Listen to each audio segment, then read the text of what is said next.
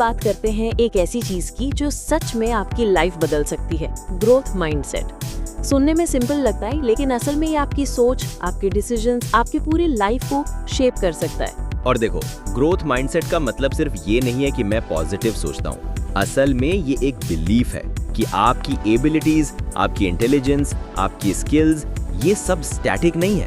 आप मेहनत, सही स्ट्रैटेजीज और डेडिकेशन से इन्हें ग्रो कर सकते हो। बिल्कुल। और इसके उल्टा होता है फिक्स्ड माइंडसेट, जिसमें लोग मान लेते हैं कि मैं जैसा हूँ वैसा ही रहूंगा, मैं मैथ्स में अच्छा नहीं हूँ तो कभी नहीं हो सकता। और इसी सोच की वजह से लोग चैलेंजेस से भागते हैं या फिर फेलियर से डरते हैं। लेकिन ग्रोथ माइंडसेट वाले लोग जब किसी मुश्किल में फंसते हैं तो वो कहते हैं अभी नहीं आया लेकिन सीख सकता हूँ। नॉट येट की पावर को समझना बहुत जरूरी है।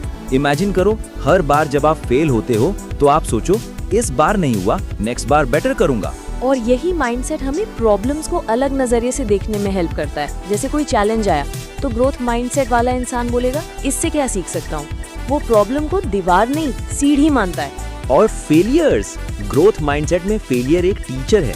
मतलब अगर आप गिरते हो तो सीखते हो और फिर और स्ट्रॉन्ग बनकर उठते हो। ये प्रोसेस है, गिरना, सीखना, फिर ट्राई करना। और सबसे इम्पोर्टेंट, एफर्ट की वैल्यू। ग्रोथ माइंडसेट हमें सिखाता है कि सिर्फ टैलेंट से कुछ नहीं होता, मेहनत और डेडिकेशन से ही सक्सेस मिलती है।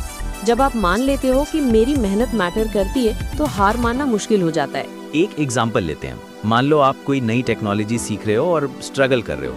फिक्स माइंडसेट कहे ना मुझसे नहीं होगा, लेकिन ग्रोथ माइंडसेट बोलेगा मुश्किल है तो और टाइम और नई स्ट्रैटेजी लगानी पड़ेगी। और यही सोच आपकी लाइफ के हर हिस्से में काम आती है, सिर्फ जॉब या पढ़ाई में नहीं, रिलेशनशिप्स में भी।